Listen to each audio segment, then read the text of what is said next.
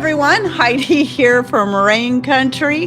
God is good all the time. I thought it'd be a good idea to bring us up again, and that is, what is the true meaning of hoard or hoarding or hoarder? We've become, in recent years, we've come to see this as an insult. And sometimes when people know that we prepare, we might show them our pantry or show them the kind of things we're stocking up on. Oh, you're a hoarder. They do that as intentionally to insult you, but don't take it as an insult. There's several definitions, but they all pretty much come back to the same thing. So the definition, the main definition is like a hoard is a supply or store held or hidden for future. Wow, how hard is that? So Noah was a hoarder. Joseph was a hoarder in this case. They were saving, because they were putting food on that ark. Joseph was storing up that grain to get them through the 7 years of famine that was yet to come. So he had to have 7 years worth hoarded up. So let's look at nature now. There are in nature a good number of animals that God created to be hoarders. That is in their instinct to hoard. I'm sure some of them are already coming to your mind, such as squirrels, pretty much a lot of rodents, rats, mice, moles, chipmunks, corvids. So anything a corvid family, like ravens, crows, and jays. I would assume also magpies. They're hoarders. And woodpeckers, in particular acorn woodpeckers. Gee, I wonder what it is they like to hoard. And then the one we read about in scripture are the ants. So there's a couple of Bible verses that people like to quote a lot when they talk about preparedness and how the Bible does even promote it. When somebody calls you a hoarder, you can say yes, just like the ant in Proverbs 6:6-8. I think it's important you read all three of those verses and not just one. And that verse goes like such: Go to the ant, thou sluggard, consider her ways and be wise, which having no guide, overseer, or ruler, provideth her meat in summer, and gathereth her food in harvest. She's hoarding, right? There's also a scripture, another one about ants that goes right along with this that a lot of people forget to quote right along with that, and that's in Proverbs 30:25. The ants are a people not strong, yet they prepare their meat in the summer. People who resort to insults do this to deflect, because even if they may see the prudence of putting up for hard times, they simply do not want to, nor want to feel guilty for not doing so. YOLO is their motto. Now, if you have never heard of the phrase YOLO, that stands for you only live once.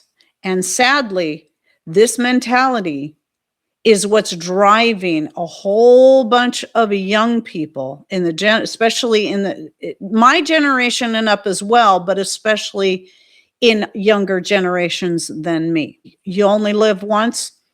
Who cares? You're all going to die. Let's get ourselves deep into death. Well, that too. Let's get ourselves deep in debt and not worry about the future. First of all, you really don't know how long you are going to live. And what happens when you get into your 70s, your 80s, and 90s, and you have nothing to show for it, not one thing, and you're just barely scraping by on your Social Security, if you even have that? Especially for our future generations, it's very likely not even going to be there for them.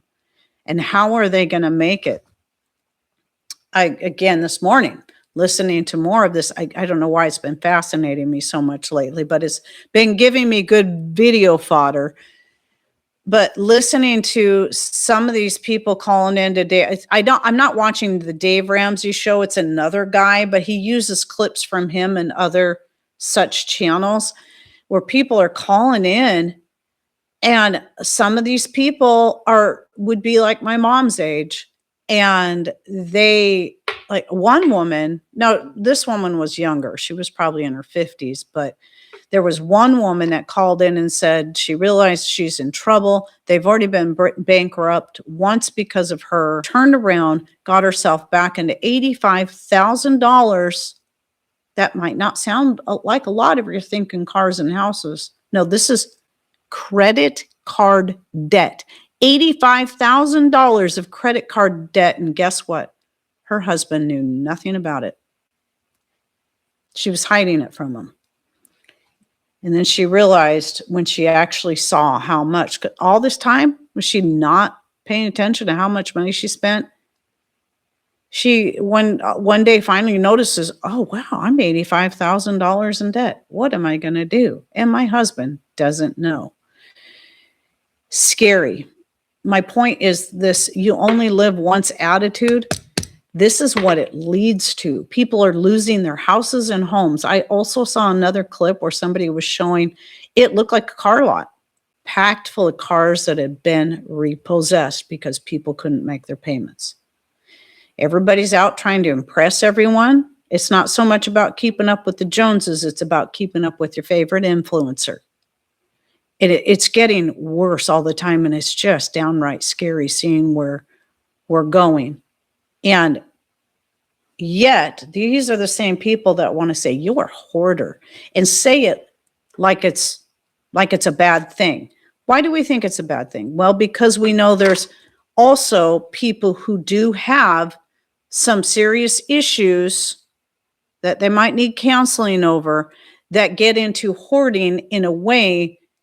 I really just think they should have chose a better term, but they are hoarding stuff, but not in the same way.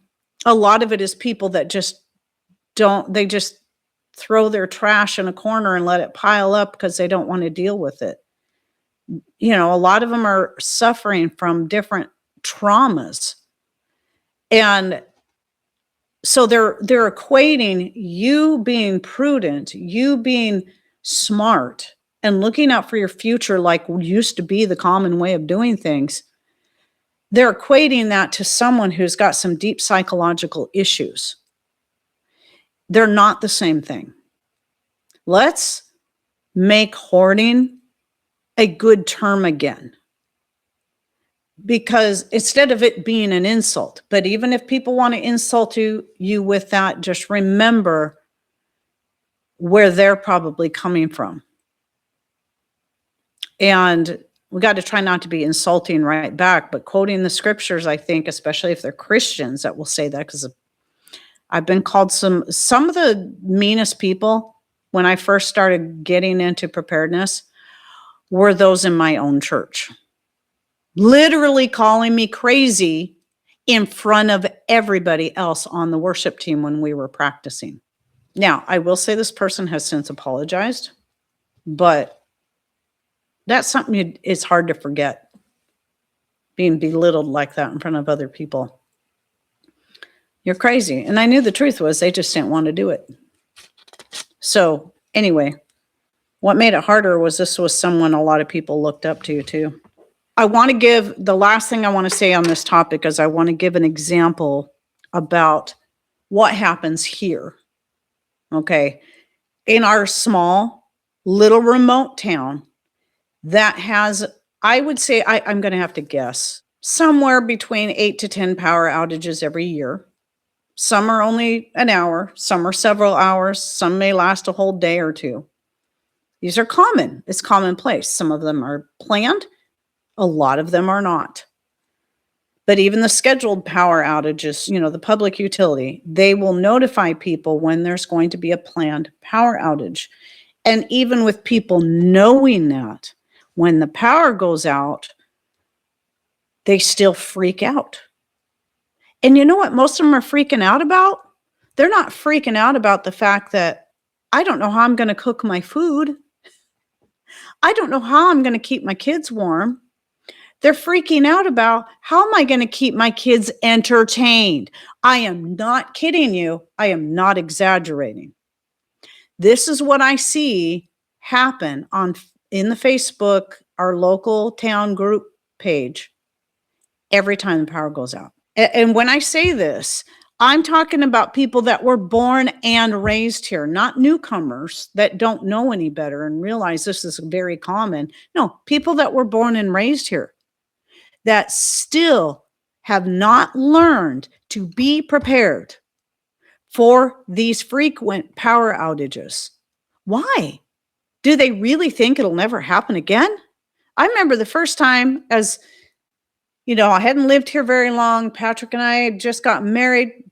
We had a power outage. We had one oil lamp that was gifted to us as a wedding gift, and we already had the wood stove, thankfully. And I remember how grateful, and flashlights, I was that we had those things.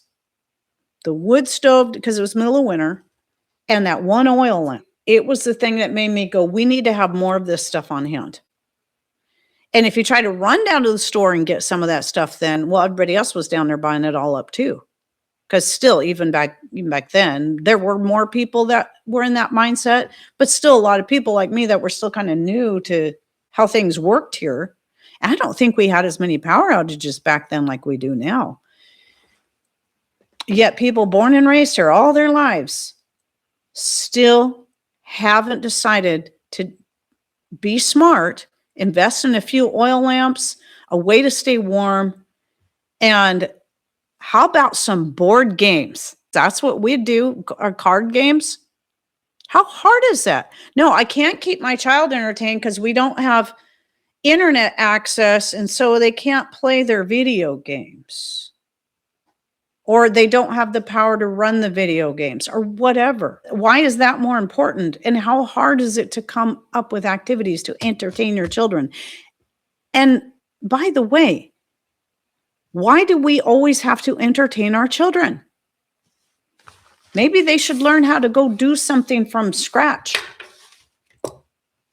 Maybe go chop some firewood or do something to help during those situations rather than just, oh, here's an iPad or here's your Xbox or whatever. So my point in bringing all that up is, again, these are the same people that want to insult you when they learn that you're being frugal and you're looking out for your future, your spouse's future, your family's future, even your grandchildren's future, when these events come up and you're set. For some reason, that makes you crazy and it makes you a hoarder. Well, just take it more as a compliment that you're doing the right thing. You don't even have to explain yourself. But if you do, try to be as loving and kind about it as possible, because if we start becoming insulting back, it's not going to do anything to help the situation. They're just going to turn you off. Sometimes with me, I find it best to just, okay, I'm not going to say anything else, because if I open my mouth to say anything, I'm going to tear this person to shreds. And that's not the right way to handle the situation, nor is it Christ-like. I hope you all have a great week. Thanks for coming in. Take care and God bless.